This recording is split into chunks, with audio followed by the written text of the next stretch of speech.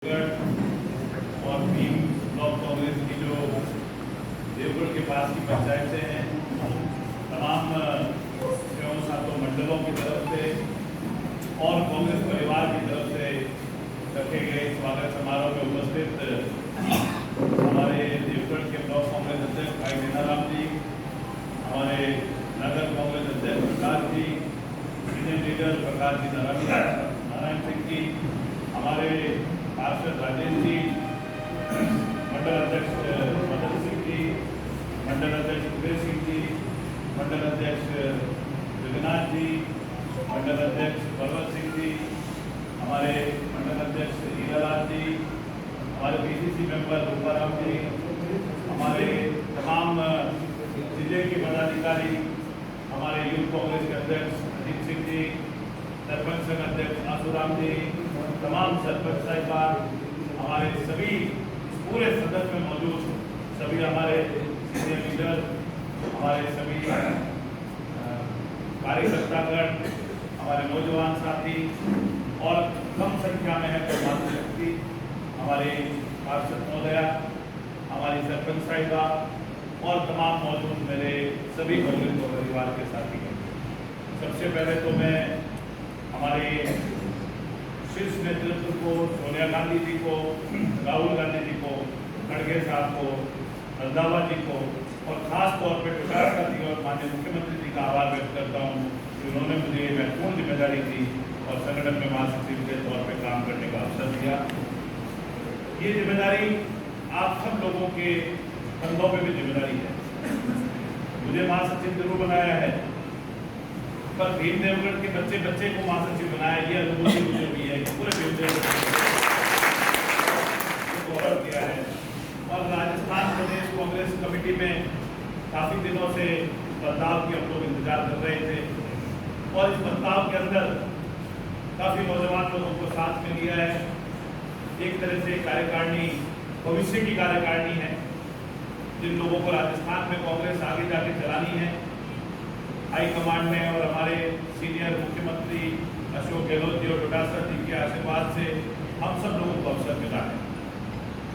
राजनीति में अवसर सबको मिलता है, पर अवसर महत्वपूर्ण नहीं है। महत्वपूर्ण है कि आप कर क्या पाए। अगर अवसर मिल जाए और आपकी उपलब्धि जीरो हो तो उसको भी लोग चिन्हित करे बगैर नहीं रहते। और इसलिए 4.5 साल पहले आप लोगों ने मौका दिया। कांग्रेस के प्रत्येक कार्यकर्ता ने अपने खून पसीने की ताकत से मेहनत करी और ढाणी ढाणी गांव-गांव जाकर के 15 साल के कुशासन को खत्म किया और मुझे जिता करके जयपुर भेजा। और उसके बाद में आप और हम सब ने मिलकर के जो विकास गाथा लिखी है इस पूरे इलाके में किसी छुपी भी नहीं है। हमारे मुख्यमंत्री जी का हमारे बहुत आशीर्वाद रहा है। गहलोत साहब का इतनी कृपा रही है हम लोगों के ऊपर कि भीम और देवगढ़ के अंदर अगर हम देखें तो मेरे ख्याल में कोई महीना ऐसी बाकी नहीं होगा जिसमें भीम देवगढ़ को कोई स्वीकृति जारी नहीं हुई होगी। 4.5 साल में कोई महीना ऐसा बाकी नहीं होगा। भले आप खोल करके देख लेना, जब भीम देवगढ़ को कुछ ना कुछ नहीं मिला हो, कुछ ना कुछ उपलब्धि नहीं मिली हो, चाहे सब सेंटर मिला हो, चाहे स्कूल मिली हो, चाहे अस्पताल मिला हो, चाहे सड़कों की स्वीकृति मिली हो, चाहे किसी तरह के स्कूलों में कमरे मिले हो, चाहे हमारे अस्पतालों में पैसा मिला हो, चाहे हमारी सड़कें बनी हो हर महीने। और अगर मैं ज्यादा नहीं गिनूं तो शायद आज हफ्ते हमारे को कुछ ना कुछ मिला। इस सरकार ने, माननीय मुख्यमंत्री जी ने और सबने मिलकर के, पूरी कैबिनेट ने मिलकर के हमारे पे बहुत आशीर्वाद। और इस सरकार का ऋण हम नहीं चुका सकते, मुख्यमंत्री का ऋण हम नहीं चुका सकते। अशोक गहलोत जैसा मुख्यमंत्री नहीं जिसने भीम देवगढ़ की शायद कोई मांग बाकी नहीं छोड़ी, तमाम मांगे हमारी पूरी करती। सबसे बड़ी बात मैं जब चंबल के लिए गया था, मुख्यमंत्री जी ने कहा कि बहुत बड़ी योजना है, एक विधानसभा क्षेत्र में इतना बड़ा पैसा आना संभव नहीं होता, पर फिर भी उन्होंने कहा था। परंतु मन में उनके बात आई कि ये लोग बड़े संघर्ष करके 15 साल मेहनत करके वापस सीट निकाल करके लेके आए हैं, तो शायद आप लोगों के पुरुषार्थ को प्रणाम करके अशोक गहलोत ने आपको चंबल की योजना दी, मुझे नहीं दी। और जितनी स्वीकृति आती है, जितने काम आते हैं, वो मेरे लिए आते हैं, वो सब आप लोगों की उपलब्धि है। अखबार में फोटो छपती है, फेसबुक पे छपता के चलता है कि साहब ये काम हो गया भीम देवगढ़, उसमें भीम देवगढ़ का बच्चा बच्चा गौरवान्वित होता है। मैं तो कहूँगा यहाँ निवास करने वाले हर व्यक्ति के लिए उपलब्धि होती है, उसके लिए गौरव का विषय होता है। और हम जो मांगते गए 4.5 साल में, हम जो मांगते गए हमको मिलता गया। असंभव भी मांगा, असंभव भी, सरकार ने कोई कसर नहीं। उसके बाद बात आई कि संगठन बने नए, मेरे जैसे कुछ 4-5 विधायकों ने और कुछ लोगों ने चौटाला जी को कहा था कि आप मंडल बनाओ, और इन लोगों से कांग्रेस नहीं चलती, लोग बड़ी इकाई होती है। जमाना बदल गया, माइक्रो मैनेजमेंट का जमाना आ गया। और हमने कहा था, और हमारे शीर्ष नेतृत्व का हम धन्यवाद देंगे, सोनिया जी का, राहुल जी का, कांग्रेस के संविधान में नहीं था, और उसमें संशोधन करके मंडल अध्यक्षों की नियुक्ति हुई। और वो देख लेना, मैं आपको गारंटी के साथ कहता हूँ, मंडल अध्यक्षों की नियुक्ति कांग्रेस के संगठन में एक बहुत बड़ा मील का पत्थर साबित होगी।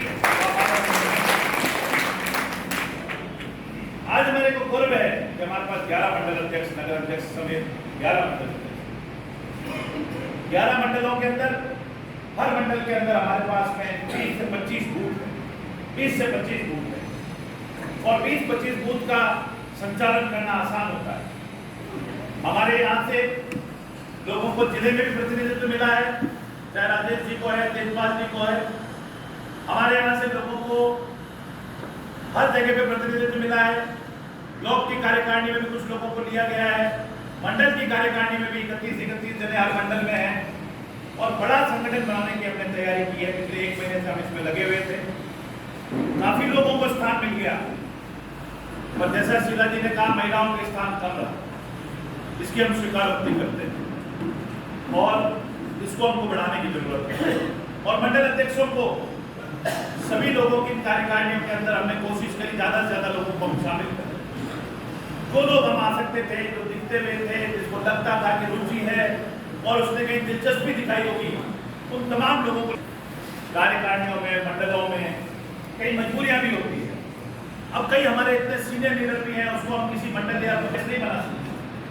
कई बेचिंतियां होती है संगठन की और उसको साथ लेकर चलना पड़ता है। मैं आज आप सब लोगों से, क्योंकि आज संगठन का जिम्मेदारी के तौर पे, महासचिव के तौर पे बोल रहा हूँ मैं आज, विधायक के तौर पे तो आपके बीच में मैंने बहुत बोला हूँ, भाषण दिया है, आया गया हूँ, आपके बीच में उठा बैठा हूँ, पर आज मैं महासचिव के तौर पे बोल रहा हूँ। हमारे को महासचिव की जिम्मेदारी थी, मुझे महासचिव की जिम्मेदारी थी, उसके पीछे एक कारण है। इसी जगह पे चौटाला जी बता रहे थे सामने, और उन्होंने उसी दिन ही मुझे संकेत दिया था कि आपको राजस्थान में कहीं ना कहीं प्रदेश कांग्रेस में किसी रोल में काम करना पड़ेगा। मैंने कहा था साहब काम करेंगे, परंतु पहले मेरा विधानसभा से, परंतु महासचिव के तौर पर जिम्मेदारी दी है, तो मैं आप सब लोगों से एक सहयोग की अपेक्षा करता हूँ। 4.5 साल तो जो मेहनत करनी थी, जिस दफ्तर में जाना था, जिस अधिकारी के पास जाना था, जिस मंत्री के पास जाना था, मुख्यमंत्री जी के पास जाना था, जहाँ जाना था, मैंने आप में से किसी आदमी को कष्ट नहीं दिया कि साहब आप मेरे साथ चलो, तब जाके मेरा काम होगा। मेरे ख्याल में मेरे आपने किसी को नहीं कहा होगा ये बात, और मेरी दादाजी कभी नहीं बताई मैंने ये मेरा काम नहीं होगा। चाहे मैंने कमरे में जाके झगड़ा किया, चाहे उससे लड़ा, चाहे उससे प्रेम प्यार से बातचीत करके मैंने अपने काम को करवाया, पर मैं 90% काम कराने में कामयाब हुआ हूँ। पर आज संगठन के तौर पे, संगठन महासचिव के तौर पे मैं अकेला कुछ नहीं कर। आज जब संगठन महासचिव के तौर पे बोलता हूँ तो मेरे अकेले के करने से कई संगठन नहीं बनेगा। संगठन बनेगा सभी मंडल अध्यक्षों की और सभी पदाधिकारियों की सहभागिता से, उनकी एक्टिविटी से, उनके एक्टिव रहने, उनके जागरूक रहने से संगठन बनेगा। और ये चैलेंज है आपके लिए, हमारे लिए, और ये चैलेंज किसका दिया हुआ है? हमारी विपक्षी पार्टी भाजपा का दिया हुआ चैलेंज है। मान के क्यों चैलेंज है? गांव में जाने में जाओगे तो लोग कहेंगे संगठन तो भाजपा के पास होता है, बीजेपी वालों के पास संगठन है, कांग्रेस वालों के पास संगठन नहीं है, लीडर तो है, संगठन नहीं। ये आमतौर पे बात सुनने को मिलती है। हमको इसको 4 महीने में जुटलाना है और भीम और देवगढ़ की धरती पे राजस्थान का सबसे अच्छा कांग्रेस संगठन आपको और संगठन बनाना एक चैलेंज है। काम करना सरकार में एक अलग किस्म का चैलेंज है। मैं मेरा अनुभव बताता हूँ। जब मैं चुनाव लड़ने के लिए आया 17 दिन और कुछ घंटों में हमने चुनाव लड़ा। 19 तारीख को फार्म भरा, 7 तारीख को पोलिंग हुई, 18 दिन समथिंग निकले, उसमें हमने चुनाव। 15 साल की एंटी इनकम्बेंसी थी, कार्यकर्ता जड़ों तक बैठा हुआ था। 15 साल आपने बूथ नहीं छोड़ा था, आपने जगह नहीं छोड़ी थी, इसके कारण हम लोग जीत पाए और वो हमको विजयश्री मिली। परंतु जब मैं चुनाव लड़ रहा था, मुझे सब चीजों का ध्यान रहता है। हमारे विरोधियों ने कहा था ये तो दूरदर्शन कहा था कि नहीं कहा, ये तो दूर से दिखेगा बहुत, याद होगा आप सब लोग। और ये तो विदेश में धंधा करता है, इसको व्यापार से फुर्सत नहीं मिलेगी और हम यूं चुटकियों में इसको फेल कर देंगे और हम भीड़ देवगढ़ में वापस जीत करके आ जाएंगे, उन्होंने कहा था। पर मैंने उसको एक चैलेंज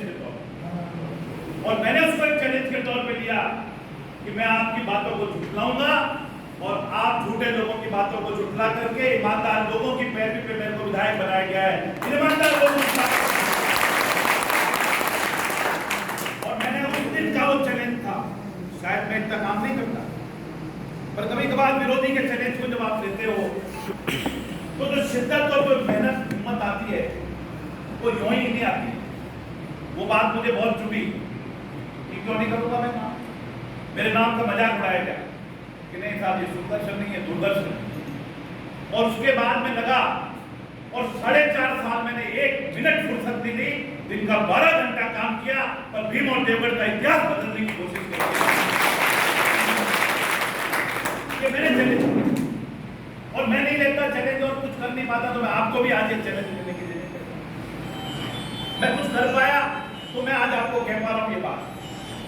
मैंने पूरी कोशिश करी, व्यापार साइड में रखा, मेरे स्वास्थ्य को भी एक तरफ रखा, परिवार को एक तरफ रखा, पर मैंने इस चैलेंज को लिया क्योंकि चैलेंज इसलिए पूरा करना था क्योंकि चैलेंज मुझे नहीं दिया गया था, चैलेंज मुझे वोट देने वाले उस हर वोटर को और कार्यकर्ता को दिया गया था।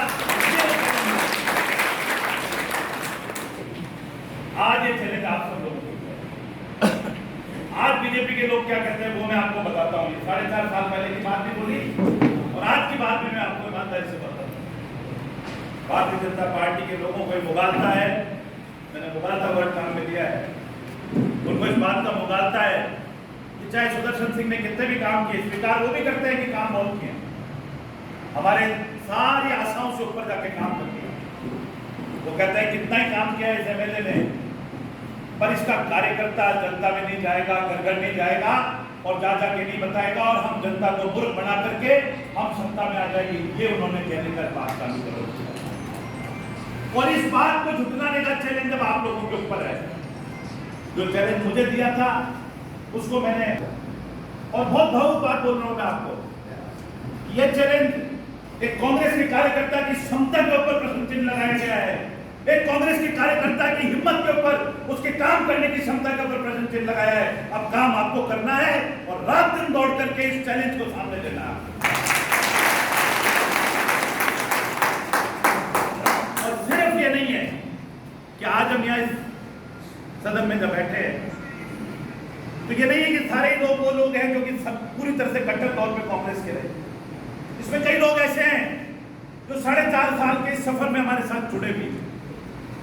मैं हमेशा अपने भाषणों में कहता रहा, कोई मां के पेट से कांग्रेस और बीजेपी लेकर के नहीं आता है। जिस पार्टी के नेता अच्छा काम करते हैं, जिस पार्टी के नेता मंडलों में अच्छा काम करते हैं, बूथ पे अच्छा काम करते हैं, गांव में अच्छा काम करते हैं, विधानसभा में अच्छा काम करते हैं, लोकसभा में अच्छा काम करते हैं, उस पार्टी की तरफ लोग झुक जाते हैं।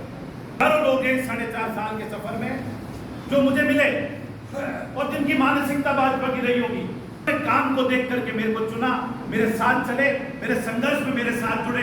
कई पदाधिकारी भी बने हैं, कई संगठन में भी जुड़ रहे हैं, कई हमारे को बिना संगठन के भी हमारे को समर्थन दे रहे हैं, पर उन लोगों को भी हमको साथ लेकर के चलना है। बच्चे बच्चे को साथ लेकर चलना है। भाजपा के भी उन बुद्धिमान लोगों को हमको साथ लेकर चलना है जिनको पता है कि काम क्या होगा।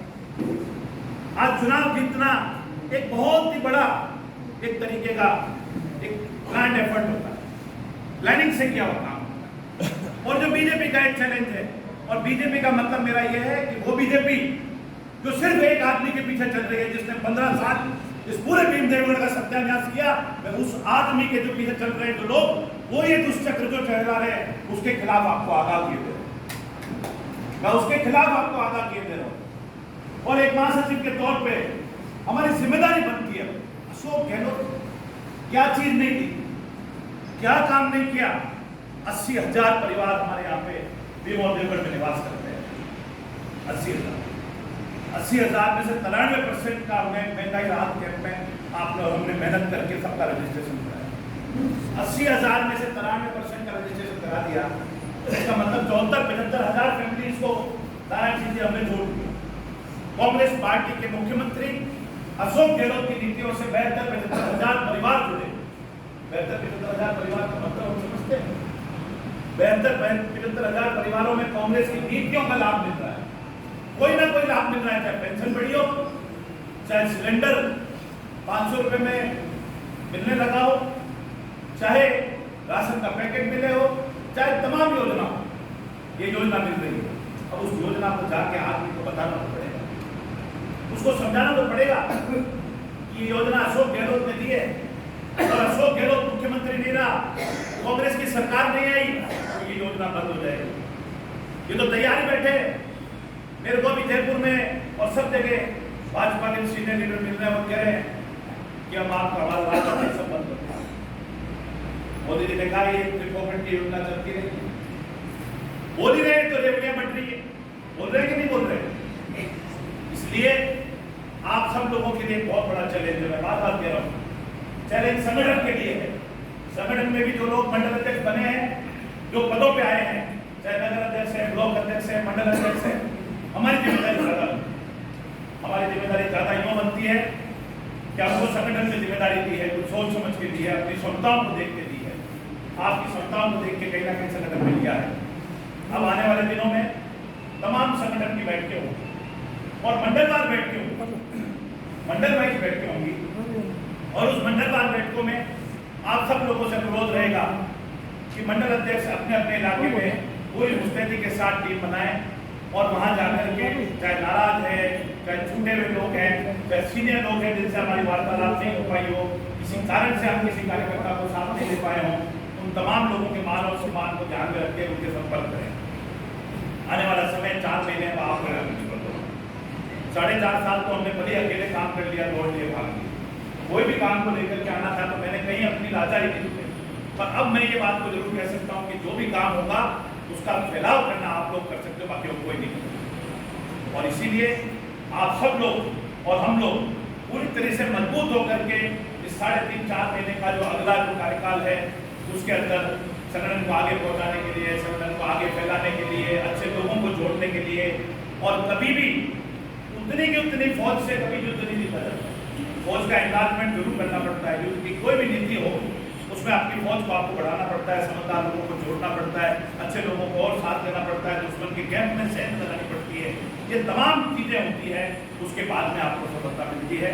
भीम और देवगढ़ में आप सब लोग जो कह रहे थे मैंने किया, और मैं यूँ कहूँगा कि आप मेरे शिक्षक थे और मैं आपका छात्र था, और आपने एक टीचर के तौर पे मुझे कोई भी काम दिया होगा, मेरे को जो एप्लीकेशन देते हो मैं लीडर के तौर पे नहीं देता हूँ, मैं एक कार्यकर्ता के तौर पे आपकी एप्लीकेशन देता हूँ कि जो आपका आदेश है उसको मैं कैसे पालन करा के ला सकता हूँ। उस तरह से मैंने काम को किया है। मैंने लीडर के तौर पे नहीं किया, मैंने एमएलए के तौर पे नहीं किया है, मैंने कार्यकर्ता के तौर पे चिट्ठियों को लिया, पूरी कोशिश करी है कि किसी चिट्ठी पे जिस पे भी मेरे से बन पड़े वो मैंने काम करने की कोशिश करी, आपके आदेश की पूर्ण पालना की। पर अब जितने काम हो गए वो बहुत अच्छी बात है। अभी मीटिंग में भी थे तो डोडास सर जी और मुख्यमंत्री जी से मिलने का अवसर मिला था, तो मैंने कहा था, मैंने कहा साहब अब काम, उन्होंने विनम्रता से कहा कि अब काम का कारण हो गए 4.5 साल, अब जितने काम आए आपके उन कामों के बेस पे आप गाँव में जाओ, ठाणी में जाओ। तो हम भी ये चाहेंगे कि ज़्यादा से ज़्यादा हमारे कार्यकर्ता, हमारे लोग सब जगह गाँव ठाणी में जाकर के कोई एक डेडलाइन डेट फिक्स करेंगे भाई 30 जुलाई के बाद हम लोग इन कामकाजों से तो मुक्ति पाएंगे। और अब जब भी हम मिलेंगे तो संगठन की बात करेंगे, कैसे चुनाव लड़ना है, कैसे चुनाव जीतना है, कैसे हमको नाराज लोगों को बनाना है, कैसे बीजेपी के दुष्चक्र के खिलाफ लड़ना है, कैसे अफवाहों को खत्म करना है, उसके बारे में चर्चा करेंगे। यही बात हमारे को आपको करनी है। आप सब लोग पधारे, और क्योंकि मैं जयपुर से आ रहा था, रास्ते में 2 जगह और स्वागत था, तो इसके लिए वो आने में देरी हुई, उसके लिए माफी चाहता हूँ। और आप सभी लोग मिलजुल करके अगर ताकत से लगो तो हम लोग एक ऐतिहासिक मार्जिन के साथ भीम और देवगढ़ में जीतने जा रहे हैं। उसके लिए आप सब लोगों को बहुत ताकत के साथ, मेहनत के साथ चलना पड़ेगा। बहुत बहुत धन्यवाद। जय हिंद।